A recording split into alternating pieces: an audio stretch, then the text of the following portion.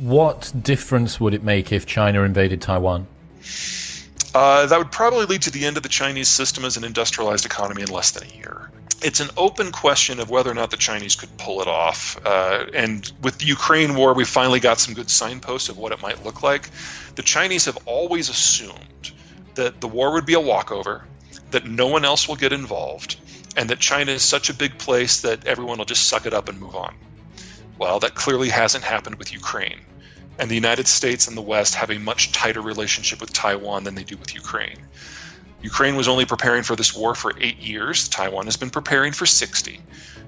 You can walk to Ukraine from Russia. It's a bit of a swim to get to Taiwan. The sanctions that are in place against Russia would absolutely devastate China because, while Russia has a lot of faults, it's a major exporter of food and energy. China imports those things. 75% of their oil is imported from a different continent. And then I think it's really the boycotts that have really scared the Chinese the most. The idea that individual citizens might have any say on policy, they did not see that coming. They have no way to process that in a one-man state. So every assumption that they've based the last 40 years of military planning on is proven to be wrong. And then, of course, there's the question of whether they could actually do it. If they did a slow-motion mobilization like the Russians did, it took 3 months, the Taiwanese would see that. They'd build a few nukes. And so the cost of capturing Taiwan would be losing Shanghai and Beijing. That doesn't seem like a good plan. So the only battle plan that I've seen that might work is if they just text every member of the army and say, go to a port, get on a fishing boat, and sail. You'd lose 1 million people in the crossing just to get to the beaches. So there's nothing about this that works. And if they did pull it off, even if they do capture Taiwan, they are now cut off from global manufacturing, global investment, global energy, and global food. Trucks stop running within a couple of months, the lights go out in less than 6, and that is all she wrote. Remember, agriculture is an industrial sector, so you're talking about mass famine in under a year. Normally, I'd say the Chinese aren't stupid, they wouldn't do this. But it's a one-man show now. And nobody wants to bring Xi any information because they don't know how he'll react. He's shot the messenger literally so many times that everything is a surprise to him. There are a lot of similarities between Ukraine and Taiwan, Russia and China, and between Xi Jinping and Vladimir Putin. Both Ukraine and Taiwan were previously controlled by Russian and Chinese administrations. While Ukraine got its independence after the Soviet Union fell apart in 1991, the Republic of China's government relocated to Taiwan in 1949 while fighting a civil war with the Chinese Communist Party. Both Vladimir Putin and Xi Jinping are powerful and authoritative in running geographically huge countries. So, the Russian invasion of Ukraine felt all too familiar to the people of Taiwan, since here, too, was a larger, more powerful authoritarian and revisionist bully attacking its democratic neighbor for nothing more than historical proximity. Now, despite the main reasons, causes, and theories regarding the Russia-Ukraine war, the most basic cause is one man's deranged pursuit of empire, or something else entirely. The attack on Ukraine was exactly what a potential attack on Taiwan would be like, with a long, drawn-out buildup of forces followed by a sudden and chaotic bombardment of missiles. Both China and Russia are basically demographers in decline, with a very large present population and low fertility rate. Ukraine and Taiwan are both rich in natural resources, and their geographical location is strategically very important for both Russia and China to ignore. In fact, reunifying Taiwan with mainland China has been a goal of every Chinese leader for the last 7 decades. Current Chinese President Xi Jinping has taken this mission one step ahead to remove any ambiguity in anyone's mind regarding China's intentions towards Taiwan. The Chinese leader's refusal to call the Russian invasion of Ukraine an aggression and not to condemn it, well, that did not go down well with the people of Taiwan. Yet, China is not Russia, and Taiwan is not Ukraine. For all the similarities, there still remain huge differences between the two scenarios that cannot be ignored. Russia has 3 times the population of Ukraine, while China possesses 60 times more population than that of Taiwan. The Russian economy, before the war, was 9 times as much of that of Ukraine, while China's economy is 22 times larger than that of Taiwan. Geographically, the landmass of Russia is 28 times larger than that of Ukraine. China's is 268 times larger than Taiwan's. In 2020, China spent $244 billion on defense, while Taiwan spent just $11 billion. Likewise, the differences in troop size and quantities of arms and ammunition are huge. For instance, China has 2 million active troops, while Taiwan has just 160,000.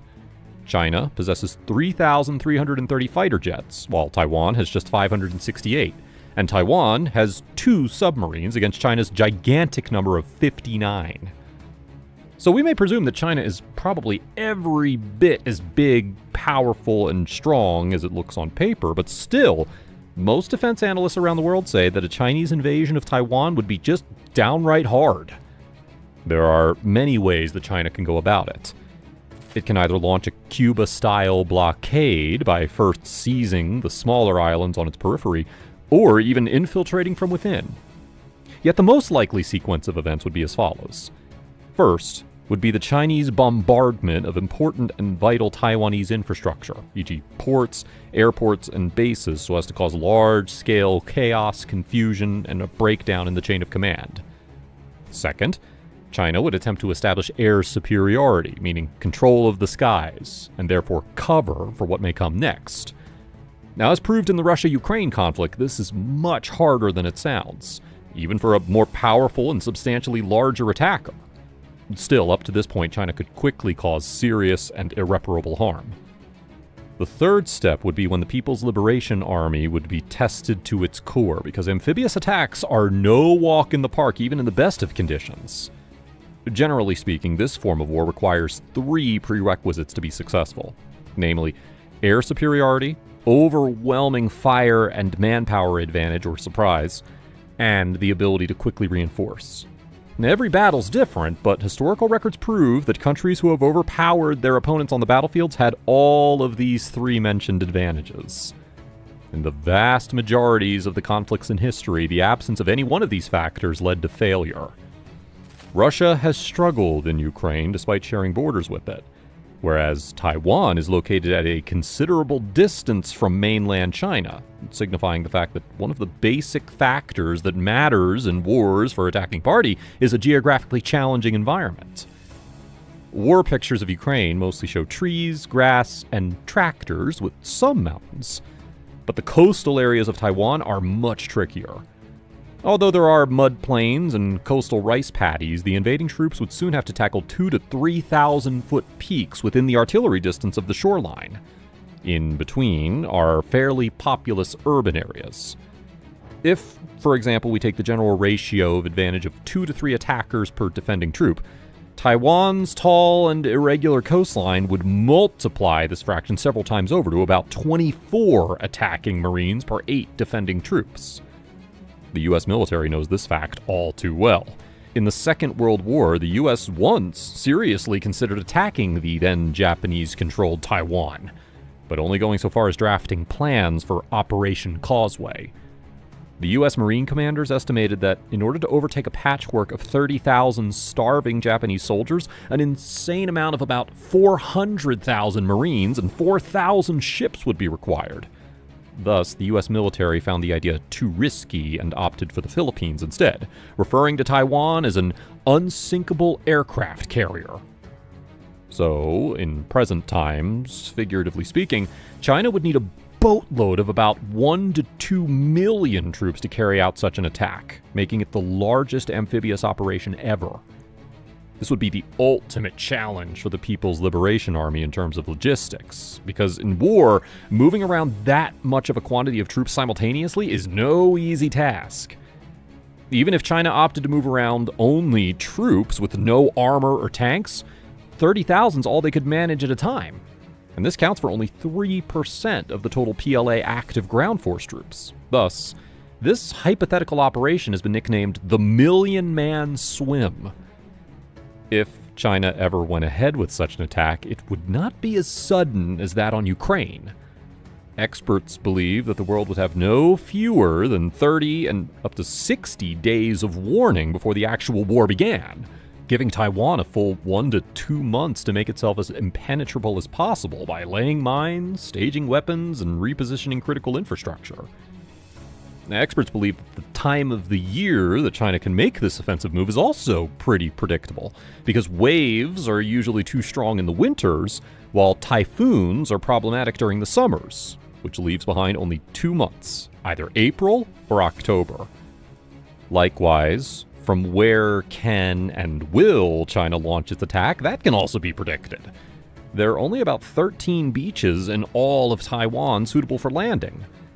Taking any one beach, for example, although the invaders would be welcomed by about a mile of flat land, they would soon be confronted by 2 large mountain ranges. This would also be PLA soldiers and generals' first-hand experience with real combat, as China hasn't fought a single major war for more than 40 years, ever since 1979, when it invaded Vietnam and was quickly forced to retreat. China now faces the enormous challenge of occupying an island of 23 million people, most of whom hate it. A military doctrine suggests a 1 to 10 ratio of soldiers to population for successful counterinsurgency operations, which, on paper, would require leaving behind the entire PLA, leaving no one for anything else. As proved by the war in Ukraine, local resistance can be extremely hard to tackle, keeping in mind that Taiwan's been preparing specifically for this scenario throughout its modern history. The most important and vital question of all is not whether China can attack Taiwan, but whether will China do it. China has successfully been beating the drum of war for more than 7 decades, making countless explicit threats time and time again, and seemingly preparing its population for such a conflict. Just like the North Korea missile issue, the China-Taiwan conflict surfaces several times a year, and each time it seems to intensify into a crisis. Yet so far, China's just beating around the bush. It really hasn't followed through with any of its threats, or bluffs as it's considered by many in Taiwan. So whenever the Chinese jets make mock attack runs towards Taiwan, it's often the Americans and not the Taiwanese public who panic. Just like democracies in the US, it's often said that each party needs the other, because if either party was given too much power for too long, it would have to deliver on too many promises made to the general public, many of which it never intended to fulfill. But now, it would have no excuses or scapegoat to blame if it failed to deliver. Similarly, in autocracies like China, the enemy's not the opposing party, as there is none, but rather some humiliating national issues which are manufactured by Chinese government officials themselves. Taiwan, the island, has never been ruled by the Communist Party. The framing of Taiwan is a source of shame for China, and that it could only be complete after the so-called reunification, and this perception is totally artificial. So, China chooses this version of history to match its needs. Chinese citizens are made to believe that their country could easily take over Taiwan in a day, constantly being reminded that they're under threat from the U.S. carrier group sailing through the Taiwanese seas. There are video games showing valiant Chinese soldiers roaming through the streets of Taipei, and the Chinese people firmly believe in it. This mixture of shame, patriotism, and thirst for conquest is what makes the Chinese government win its people over.